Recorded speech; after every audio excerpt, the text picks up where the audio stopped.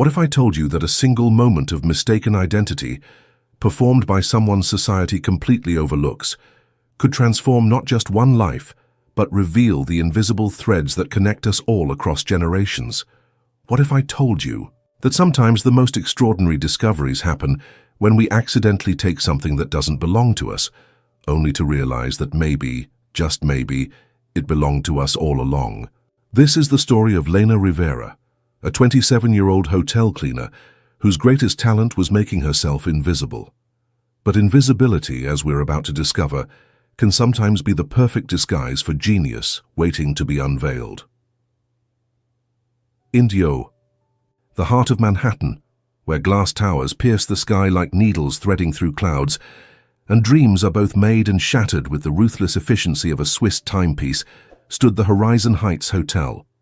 27 floors of polished Carrara marble, imported crystal chandeliers that cost more than most people's annual salaries, and the quiet desperation of those who clean up after other people's success stories. The lobby alone was a testament to excess: hand-painted murals depicting scenes of classical mythology, furniture that belonged in museums, and fresh orchids, flown in daily from Thailand.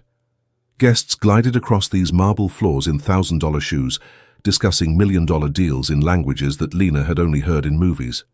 They moved through this space like they owned it, because in many ways they did.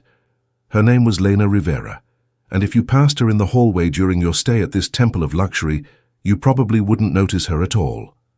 She had perfected the art of being present yet invisible, essential yet ignorable. She moved like a shadow through the opulent corridors, her cleaning cart squeaking softly against marble floors that reflected her image back in distorted fragments.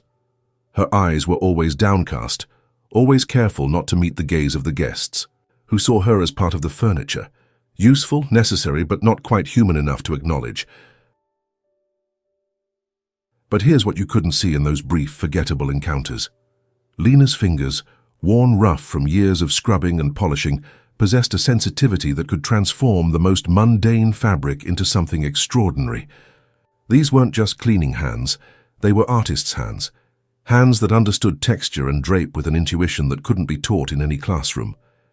In the quiet hours after her shifts, when the hotel settled into its nighttime rhythm, Lena would drive home to Queens in her grandmother's 20-year-old Honda Civic. The 45-minute drive gave her time to process the day's accumulation of small indignities and forgotten dreams. That apartment, with its cracked linoleum, floors and windows overlooking a brick wall, became something magical after midnight. Lena would spread pieces of discarded hotel linens on her tiny kitchen table, the same table where she had done homework as a child, where her grandmother had taught her to embroider, where 3 generations of Rivera women had shared meals and dreams. With nothing but scissors from the hotel's lost and found and thread bought with tips, she would recreate haute couture dresses she'd glimpsed in magazines left behind in penthouse suites. Not copies, but reimaginings, taking the soul of high fashion and translating it into something that could be worn by a woman who understood that true elegance came not from the price tag, but from the love sewn into every stitch. 3 years ago, Lena had been a different person entirely. She had been a fashion design student at Parsons, her portfolio brimming with innovation that made her professors pause mid-lecture. They called her a natural, said she had an eye for the essential, predicted she would reshape the industry, rather than simply join it. But when her grandmother fell ill, when diabetes became life-threatening, when insurance gaps could swallow a family's future, Lena made the choice that thousands of young dreamers make. She sacrificed her future for love. She withdrew from Parsons 3 months before graduation, used her student loan refund for her grandmother's medication, and took the first job offering health insurance that didn't require a degree. The Horizon Heights wasn't just a hotel, it was an ecosystem of invisible hierarchies, a carefully structured world where everyone knew their place, and stepping outside those boundaries was professionally dangerous. At the very top, floating through climate-controlled offices on the 27th floor, was management, people, with business degrees who made decisions about people they'd never met, based on numbers they'd never questioned. They spoke in quarterly reports and profit margins, saw the hotel staff as line items rather than individuals with lives and dreams. Below them were the department heads, people who had worked their way up through competence, politics, and carefully managed relationships. They understood both worlds, could speak corporate efficiency, while remembering what it felt like to worry about making rent. In the middle, occupying that precarious space between authority and servitude, were staff like Jade Martinez, the ambitious front desk supervisor, who had climbed over anyone she could to reach her current position. Jade understood that in a place like the Horizon Heights, your value was determined not just by how well you did your job, but by how effectively you could diminish others. Jade was 28, just 1 year older than Lena, but the differences in their positions might as well have been measured in decades. She wore designer suits, knockoffs but well-chosen ones, spoke with crisp confidence, and had developed a talent for making allies among guests who could provide career-advancing recommendations. She had made it her personal mission to remind Lena of her place. Still dreaming about Fashion Week, Cinderella, she'd sneer whenever she caught Lena examining a guest's discarded designer jacket. Some people are born for elevators, others for stairs. Guess which one you are. The cruelty wasn't just personal, it was systemic. Jade had learned that to maintain her own precarious position, she needed to ensure that those below her stayed below her. Every time she diminished Lena, she reinforced her own importance. And at the bottom, barely acknowledged except when something went wrong, were the cleaners, laundry workers, maintenance staff, the people who made luxury possible but were never allowed to touch it, except to restore it for someone else's enjoyment. They were the invisible infrastructure that kept the fantasy of effortless elegance alive. But in the basement laundry room, 70-year-old Mary Chen saw something different when she looked at Lena. Mary had worked in textiles her entire life, had sewn costumes for off-Broadway shows in the 70s, had spent decades watching talented people get overlooked because they didn't fit someone else's narrow idea of what talent looked like. Mary's own story was one of invisible expertise. She had immigrated from Hong Kong in 1968 with skills that could transform any fabric into something magnificent. But language barriers and cultural prejudices had kept her confined to basements for 50 years. She understood silk like other people understood their native language, could predict how a garment would age just by feeling the weave. "Child," she would say to Lena, pressing small scraps of expensive fabric into her hands, remnants from alterations that would otherwise be thrown away. "If you see a dress as just something to wear, you're not looking hard enough. Some dresses, they're memories learning to live again." Mary had watched Lena work for 3 years, had seen the way her hands moved over fabrics with unconscious expertise, the way her eyes lingered on construction details most people would never notice.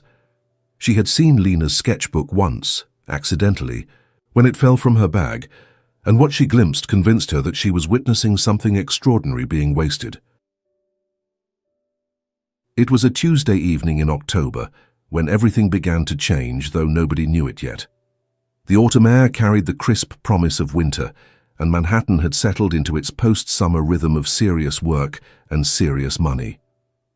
The Horizon Heights was hosting its annual Fashion Week accommodation program, a month-long event that transformed the hotel into a temporary headquarters for designers, models, buyers, and influencers from around the world. This wasn't just any Fashion Week accommodation. The Horizon Heights had cultivated relationships with the most influential names in the industry, offering them not just rooms, but complete creative sanctuaries. Entire floors were reconfigured to accommodate photo shoots. Conference rooms became fitting rooms. The hotel's restaurants stayed open all night to feed the creative energy that pulsed through the building like electricity.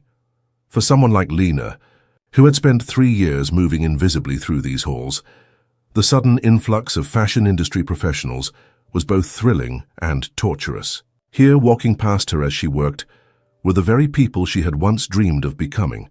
Creative directors whose names she recognized from magazine mastheads, emerging designers whose Instagram feeds she followed religiously, buyers whose decisions could make or break entire careers.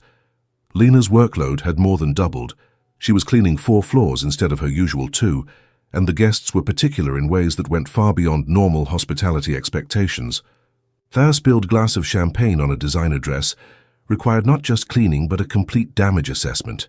A misplaced earring meant emptying every wastebasket, checking every pillowcase, moving every piece of furniture until it was found. The pressure was extraordinary. These weren't just hotel guests. They were people whose entire careers depended on image, perfection, and the seamless execution of creative vision. When something went wrong in their temporary sanctuaries, the consequences rippled through entire fashion houses, through magazine layouts, through advertising campaigns worth millions of dollars. But what struck Lena most profoundly wasn't the work or the pressure, it was the waste. In suite after suite, she found sketches crumpled in wastebaskets, design concepts that represented weeks of someone's creative energy discarded because they didn't quite meet the mark. Fabric samples left scattered on beds, each swatch representing hours of sourcing and consideration, abandoned when the vision shifted. To the guests, these were throwaways, the inevitable detritus of the creative process. To Lena, each discarded. Peace represented something precious being treated as disposable. She began to understand that in the fashion industry, waste wasn't just accepted, it was built into the system. She began collecting them, not stealing, she told herself, just rescuing. These fragments told stories that their creators had abandoned, but that still had value, still had potential.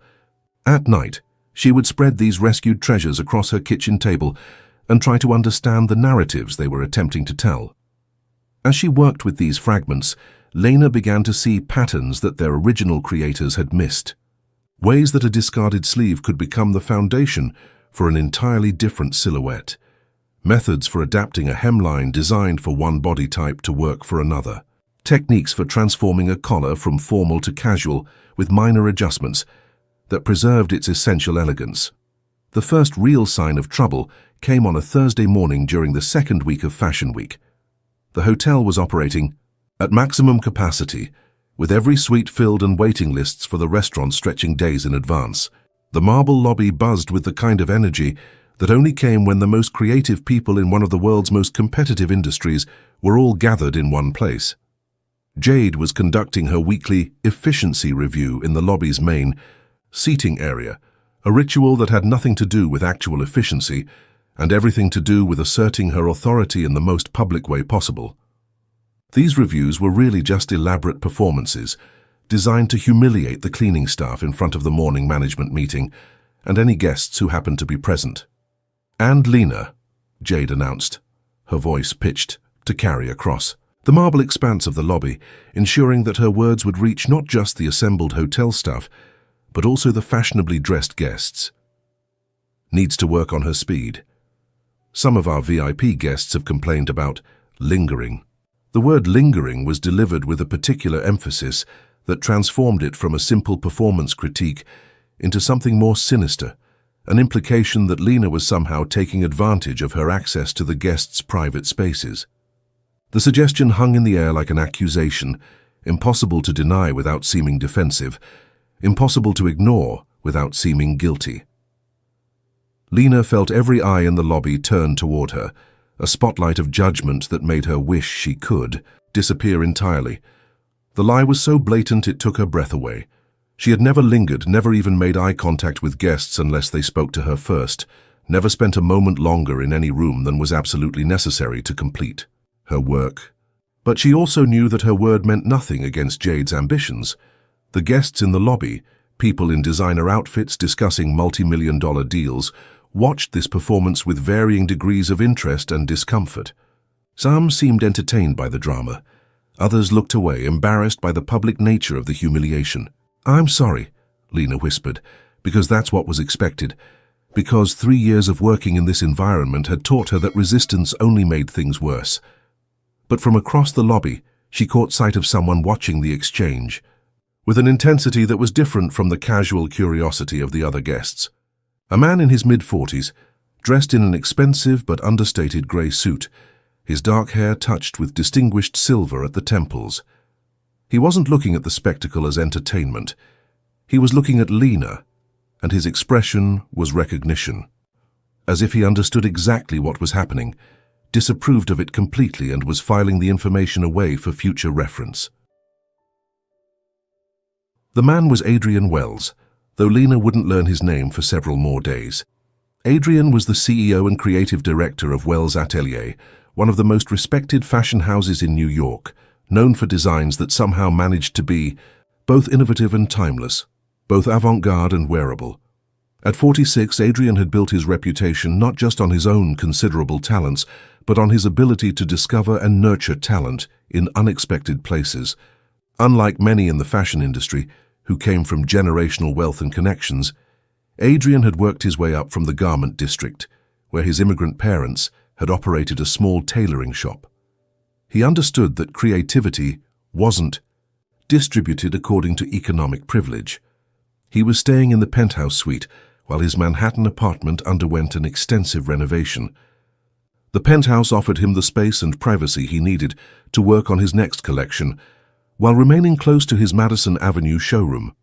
Adrian's approach to design had been shaped profoundly by his late sister, Eleanor, who had been not just his business partner, but his creative conscience. Elena had possessed an almost supernatural ability to understand how clothes should move with a woman's body, how fashion could enhance rather than constrain, how beauty could be both aspirational and accessible. Elena had taught him that true creativity wasn't about imposing an artistic vision on the world.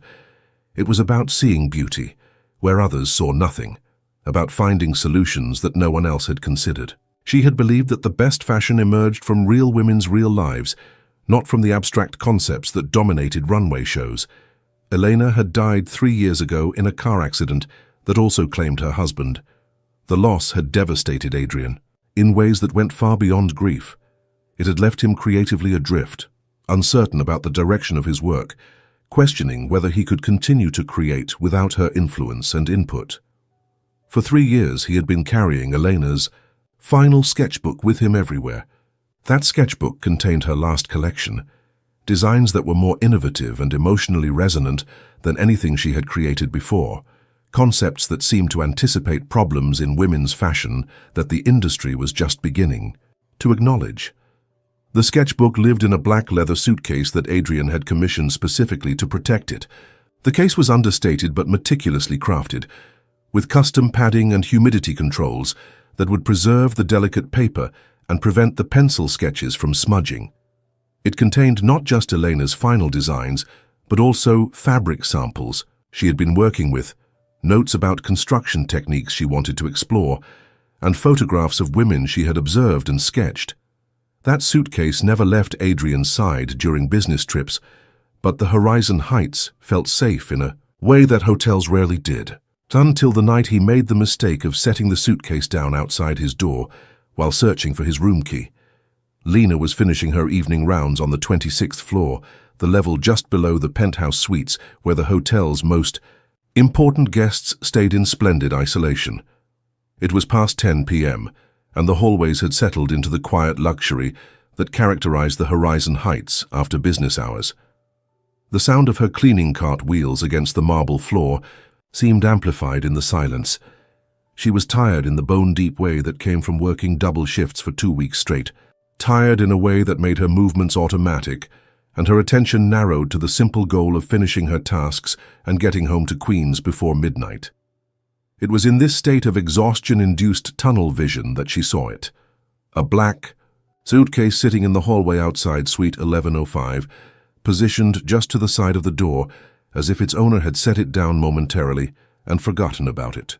The case was identical to the old one she used to transport her cleaning supplies and the fabric scraps she'd begun collecting.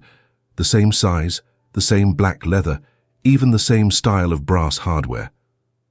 The hallway was empty, silent except for the distant hum of the hotel's climate control system. The suitcase looked abandoned, which was unusual in a hotel where guests' belongings were typically either secured in their rooms or immediately collected by the concierge service if left in public areas. In any other circumstances, Lena would have reported it to security immediately. But the resemblance to her own case was so perfect, so exact, that for a moment she wondered if she had somehow left hers behind during an earlier cleaning round. She looked closer, checking the details that would confirm whether this was her case or someone else's. The handle was worn in the same place where her hand gripped it every day.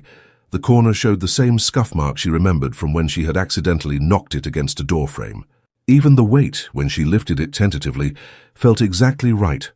The resemblance was so perfect that it seemed impossible for it to be coincidence. Surely this had to be her case, somehow misplaced during the complexity of her extended rounds. The alternative, that there was another case identical to hers in every detail, seemed far less likely than simple human error on her part. It wasn't until she reached the service elevator that doubt began to creep in. The elevator's harsh fluorescent lighting revealed details that the hallway's softer illumination had obscured. The leather was slightly different in texture, a bit more supple than her well-worn case. The brass fittings were brighter, less tarnished, by years of use. But by then she was tired, her shift was over, and the resemblance was still so striking that she convinced herself it had to be hers. She took it home, carried it up the 3 flights of stairs to the apartment she shared with her grandmother, set it beside her bed, and fell asleep without opening it. This decision, to respect what she believed to be someone else's property, even when she wasn't entirely sure, would prove to be one of the most important choices of her life. The next morning brought chaos to the Horizon Heights, with the swift efficiency of a natural disaster. Adrian Wells had discovered that his suitcase was missing, and what had begun as a simple inquiry to the front desk had escalated into a hotel-wide crisis that reached all the way to the general manager's office. This wasn't just any suitcase. Adrian had explained to the increasingly panicked hotel management that it contained irreplaceable personal documents with significant sentimental value. But what he hadn't explained was that the case contained his sister's final creative legacy, work that was both priceless as art and invaluable as the foundation for his company's future direction. The hotel went into crisis mode with systematic thoroughness. Security footage was reviewed frame by frame. Staff were questioned individually and collectively, their movements tracked and cross-referenced with their official schedules. Every storage area, every lost and found bin, every forgotten corner of the building was searched with increasing desperation. The general manager found himself making apologetic phone calls to corporate headquarters while simultaneously coordinating the most comprehensive search in the hotel's 40-year history. The implications were staggering, not just the potential lawsuit, but the damage to the hotel's reputation in an industry where trust and discretion were the most valuable commodities, and Jade, predictably and immediately, suspected Lena. Famaish. Accusation came during the morning staff meeting, delivered with the kind of false concern that made it sound reasonable while being fundamentally malicious. "She's always taking things," Jade told the general manager, her voice carefully modulated to suggest reluctant honesty rather than calculated attack. "I've seen her collecting fabric scraps, papers from wastebaskets, things that guests have discarded. She probably thought it was full of expensive clothes or jewelry." When they called Lena into the manager's office, her hands were shaking so badly she could barely hold the cup of water they offered her. The office itself was intimidating. Mahogany panels, leather furniture, framed photographs of the hotel's famous guests spanning 4 decades. She sat facing a panel of people whose combined salaries represented more money than she could imagine. But when she realized what had happened, when she understood that the case she had taken home wasn't hers, but belonged to someone else, her first emotion wasn't fear for her job or anxiety about the consequences. It was horror at her own carelessness, devastating embarrassment that she had made such a fundamental mistake. "I didn't mean to," she whispered, her voice barely audible in the heavy silence of the manager's office. "The cases looked exactly the same. I never opened it. I would never open something that wasn't mine." The return of the suitcase should have been simple, straightforward, a minor crisis resolved with minimal damage to anyone's reputation or career. Lena brought it to the manager's office the next morning, unopened despite her curiosity, apologetic, beyond measure, explaining the honest mistake with a sincerity that made even the most skeptical listeners believe her version of events. The case sat on the manager's mahogany conference table like evidence in a trial. its black leather surface, reflecting the morning light. Everything suggested a quick resolution. The property would be returned, apologies made and accepted, and life would return to the carefully structured routine that kept the Horizon Heights running smoothly. But when Adrian Wells arrived to retrieve his suitcase, something unexpected happened. Something that would transform this routine case of mistaken identity into a moment that would be discussed in fashion industry circles for years to come. Adrian entered with controlled urgency, impeccably dressed, but with tension in his posture that spoke of sleepless hours, worrying about irreplaceable losses. His first glance went immediately to the suitcase, and the relief that crossed his face was so profound that everyone understood this was far more than a simple business matter. But he didn't take the case immediately. Instead, he studied Lena with the same intensity she had noticed in the lobby during Jade's public humiliation, and asked a question that changed everything. "You didn't open it." The question wasn't accusatory. It carried genuine curiosity, as if Adrian was trying to understand something about Lena's character that the circumstances had revealed. "No, sir, it wasn't mine." The simplicity of her response, the complete absence of elaborate justification, seemed to surprise everyone in the room. In a world where people routinely offered complex rationalizations for minor infractions, Lena's straightforward honesty was so unusual it demanded attention. "Most people would have been curious," Adrian observed quietly. "Most people don't know what it's like to have nothing and be accused of taking everything." The words came out, before Lena could stop them, carrying 3 years of accumulated frustration, of being treated as if her poverty made her morally suspect. She immediately regretted the outburst, certain such directness would only make her situation worse, but Adrian's expression softened, as if her response had confirmed something he'd suspected about her character. There was something in Lena's words, a dignity that couldn't be taught, a moral clarity that came from choosing honor over convenience repeatedly. "I'd like to retrieve my own case as well," he said quietly, when Lena brought her own battered black suitcase 20 minutes. Later, the atmosphere had shifted. What had begun as a straightforward case of mistaken identity was evolving into something more complex, more charged with possibility and danger. Lena's case showed its age and humble origins in stark contrast to Adrian's sophisticated luggage. The leather was cracked, worn smooth by years of daily use. The brass fittings were tarnished, the handle wrapped with electrical tape. Next to Adrian's pristine suitcase, it looked like a poor relation. Adrian asked another unexpected question. "May I see what's inside?" Lena's heart stopped. Her case contained not just cleaning supplies, but weeks' worth of collected fabric scraps, abandoned sketches rescued from wastebaskets, and, most damning, her own drawings. Pages of designs inspired by discarded fragments, reimagined into clothes for real women with real bodies and budgets. If Adrian saw these materials, she could be accused not just of theft, but of industrial espionage.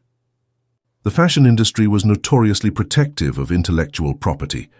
"I can explain," she began, but Adrian was already opening the case with careful attention. The manager leaned forward, ready to call security. Jade smiled with anticipation, expecting Lena's final humiliation, but Adrian's reaction wasn't what anyone expected. As he lifted out cleaning supplies and fabric scraps, his movements became more deliberate, more reverent. Then he found one of Lena's sketches, a drawing of a flowing dress that managed to be both elegant and practical, sophisticated yet accessible. The design showed deep understanding of how women actually lived in their clothes. Adrian's hands trembled as he studied the sketch, his face showing intensity that made everyone else fade into irrelevance. For a long moment, the only sound was the distant hum of climate control. "Where did you see this?" Adrian's voice was barely above a whisper, but carried urgency that made everyone understand they were witnessing something extraordinary. I drew it from memory," Lena replied, voice shaking. "My grandmother had a dress like that when I was little. She wore it to my school plays, to church, to every important occasion. I always thought it was the most beautiful thing I'd ever seen." The words hung in the air like a bridge connecting two different worlds, Lena's childhood memories and Adrian's professional understanding. For a moment, No one understood why this explanation had affected Adrian so profoundly.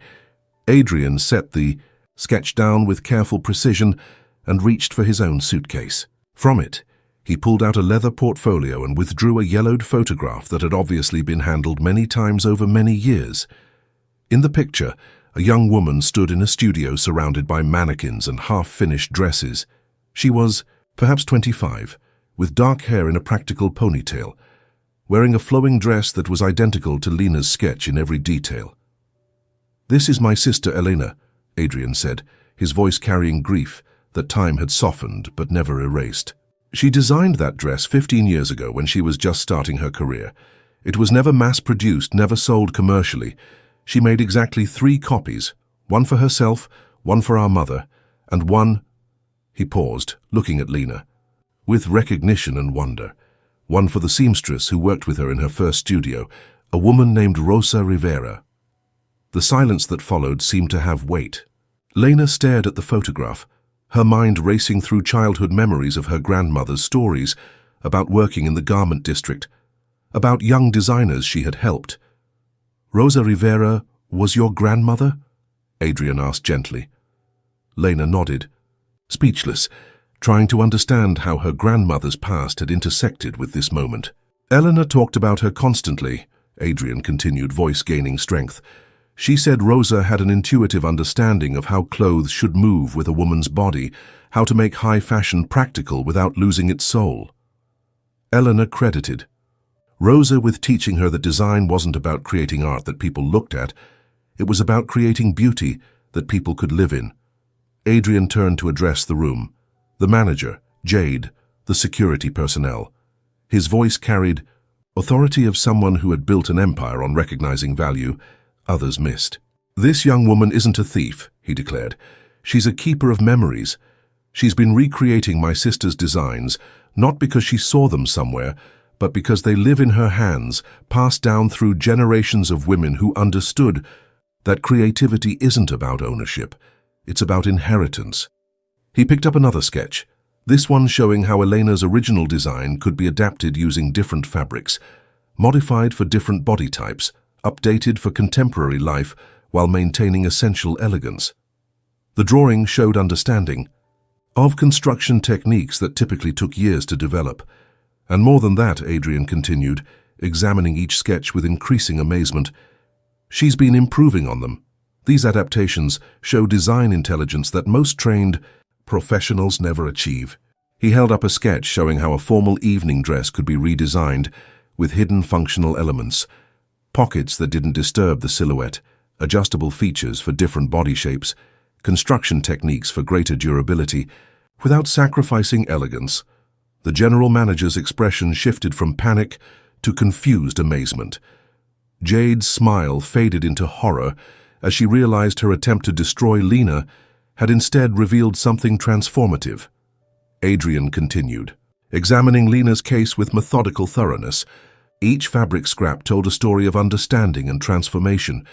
Lena hadn't simply collected discarded materials. She had studied them, analyzed their construction, imagined improvements. "Tell me about this one," Adrian said, pointing to a design transforming a classic business suit for a woman who rode the subway to work but needed to look professional in client meetings. The sketch showed innovations, wrinkle-resistant fabrics, comfortable seam placements, colors that would hide daily wear. As Lena explained her thought process, how expensive clothes rarely accounted for real women's lives, how she'd imagined bridging that gap, her confidence grew and passion became evident. She talked about designing for women who couldn't afford dry cleaning, who needed functional pockets without unsightly bulges. She talked about creating clothes for women who wanted to feel beautiful but needed practicality, who couldn't maintain separate wardrobes but deserved to look sophisticated. With each explanation, Adrian's excitement became apparent. Here was the perspective Wells' atelier had been missing, the voice of women they were designing for but had never really listened to.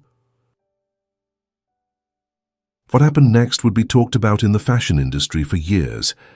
Adrian Wells sat on the hotel manager's office floor and spread out every sketch from Lena's collection with the reverence of a curator arranging a museum exhibition.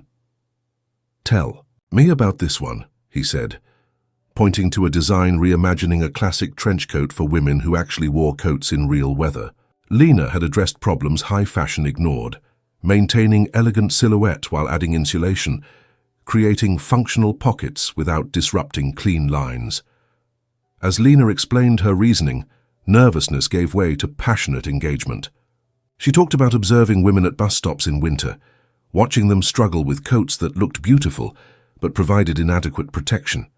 She talked about designing for women who couldn't afford multiple coats, who needed one garment, for professional meetings and weekend errands. With each design discussed, Adrian's enthusiasm grew. He asked technical questions about construction methods, fabric choices, how design elements would interact with manufacturing. Lena's answers demonstrated creative vision and practical knowledge, typically requiring years of professional experience. Hotel staff watched with amazement and confusion. They were witnessing unprecedented reversal of fortune. The woman they'd been prepared to fire was being recruited by one of the most successful people in an exclusive industry. "I want to commission you to develop these designs," Adrian continued, making notes on his phone. "Not just as sketches, but as actual prototypes. I want to see how these concepts translate into finished garments." He was envisioning possibilities, a collaboration honoring Elena's memory, while pushing the industry toward more inclusive understanding of fashion.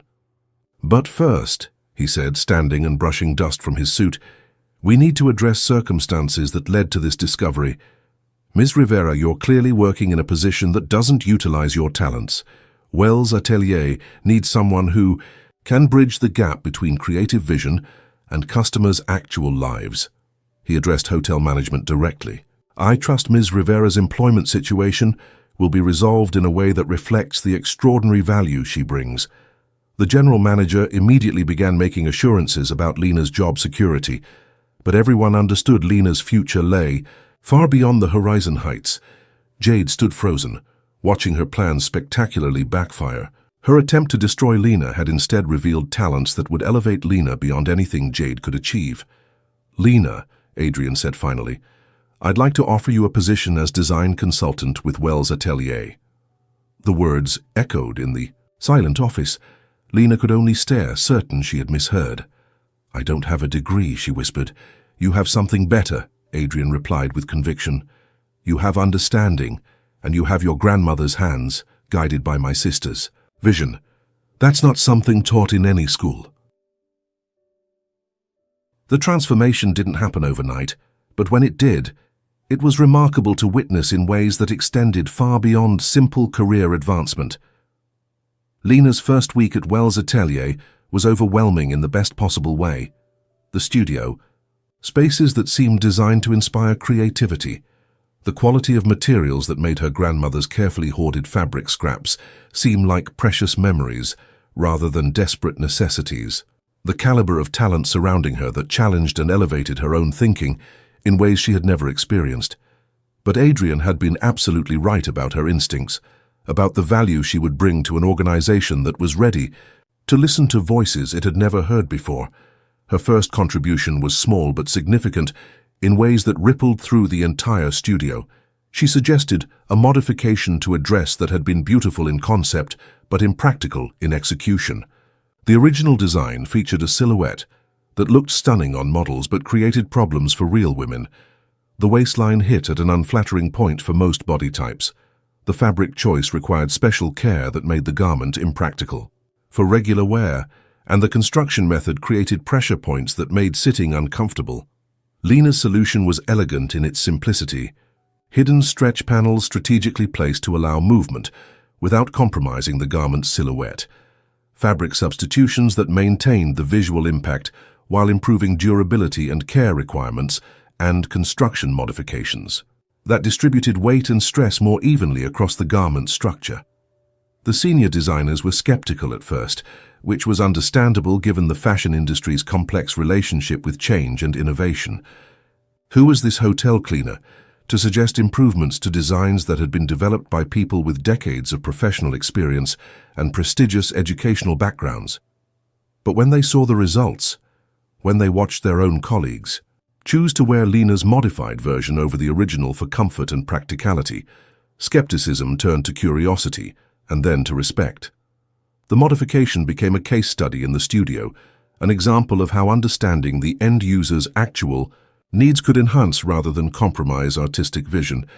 It sparked conversations about other designs that could benefit from similar practical improvements, about how the studio could better integrate real-world testing into their development process, about the value of perspectives that came from outside the traditional fashion industry pipeline.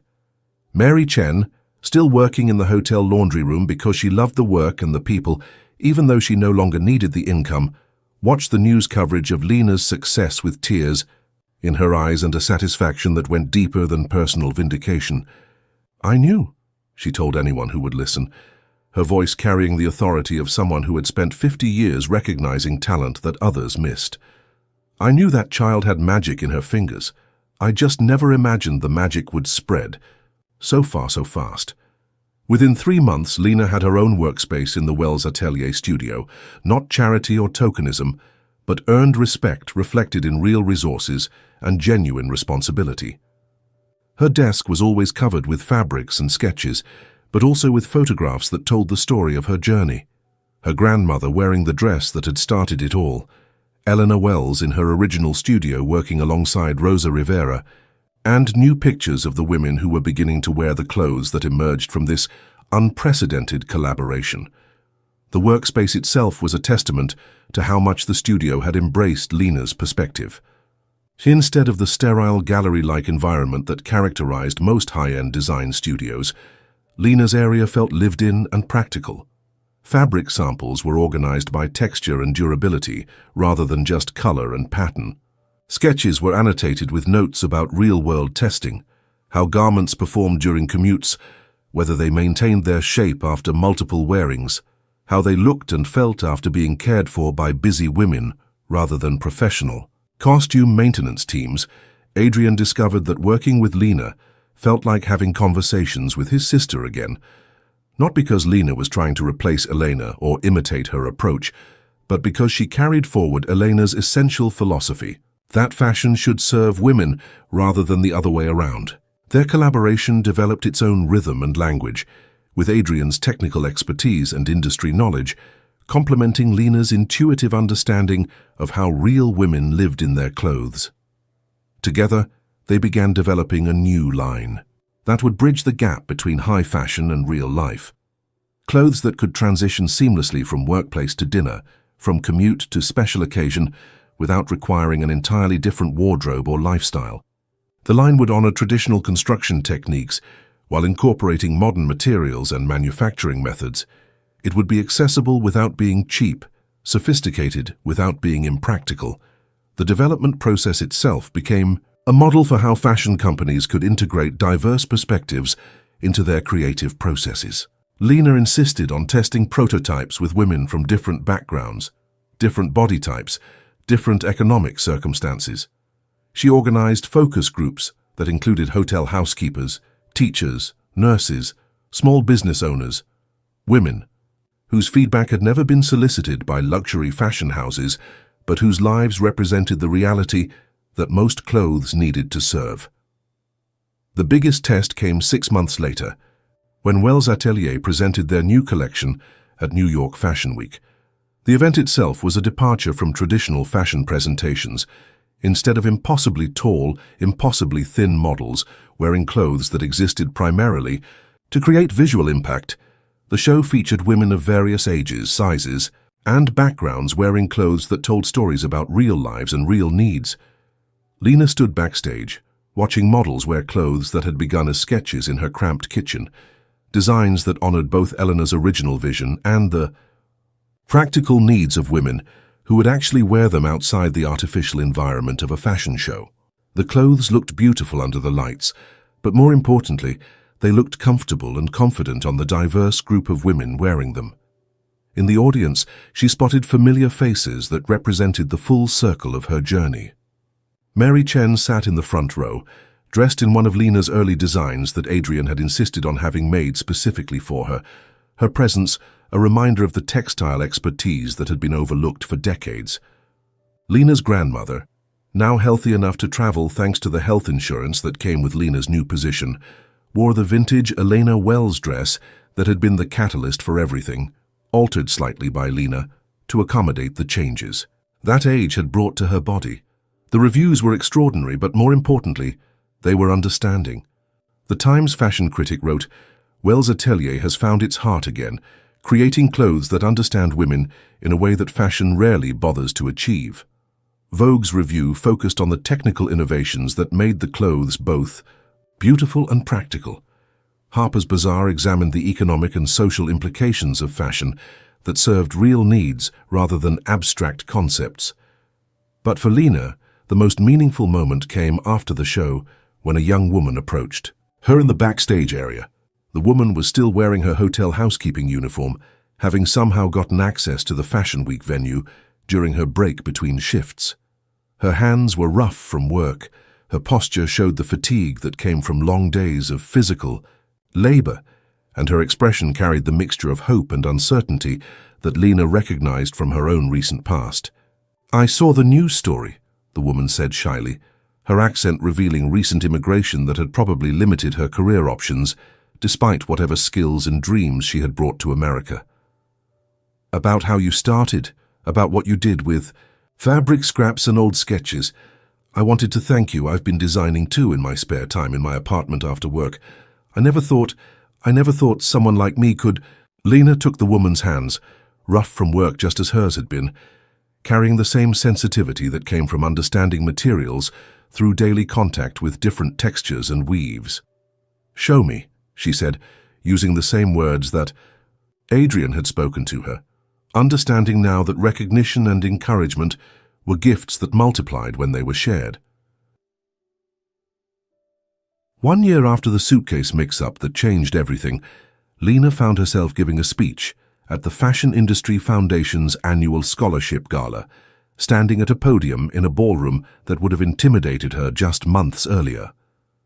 The audience included some of the most powerful people in fashion, designers whose names appeared on red carpets around the world, executives who controlled budgets larger than some countries' GDP, influencers whose social media posts could make or break careers.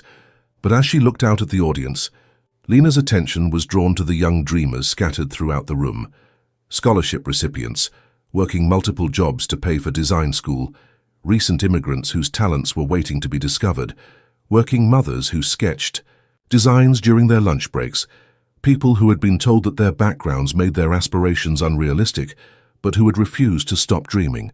"I used to believe that talent was something you either had or you didn't," she began, her voice steady now, confident in a way that would have been unimaginable 2 years earlier. "I thought creativity was something that belonged to other people with the right education, the right connections, the right circumstances. I thought the fashion industry was a closed system that only admitted people who looked a certain way, came from certain backgrounds, and had access to certain resources." She paused, making eye contact with individuals throughout the audience, understanding that her words carried weight not just because of her recent success, but because of the journey that had led to this moment. "But I learned something that no school teaches and no amount of money can buy. That creativity isn't about having the perfect conditions. It's about seeing possibility where others see problems. It's about understanding that every person who wears our clothes is trusting us with how they present themselves to the world, how they feel about themselves, how they navigate the practical and emotional challenges of their daily lives."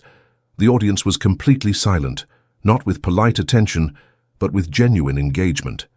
Even the most successful people in the room were listening to perspectives they had never considered, understanding their industry in ways that challenged their assumptions about talent, value, and purpose.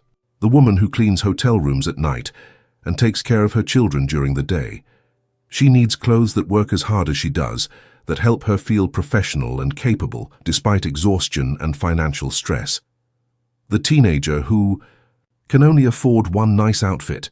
That outfit needs to make her feel like she can conquer the world, like her dreams are valid and achievable.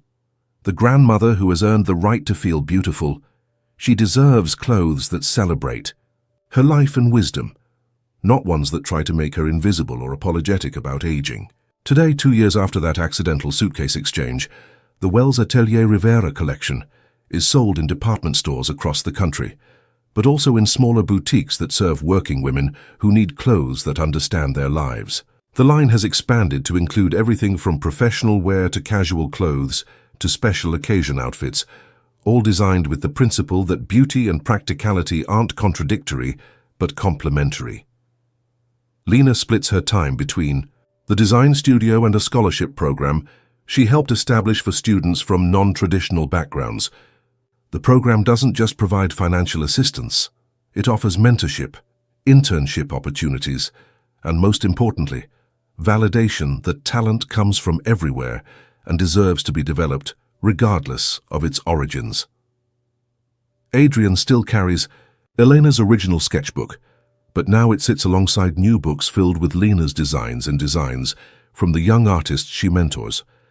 The leather suitcase that started everything has been retired to a place of honor in the Wells Atelier studio, displayed in a custom case with a plaque that reads, "Sometimes the most important journeys begin with the smallest mistakes." Mary Chen retired from the hotel laundry room, but still works part-time in the Wells Atelier studio, her decades of textile knowledge finally getting the recognition it deserves. "I always knew that child had magic in her fingers," she tells visitors to the studio. "I just never knew the magic would spread so far, touch so many lives, change so many assumptions about who gets to be creative." And Lena's grandmother, now 83 and in excellent health thanks to the comprehensive health care that came with Lena's position,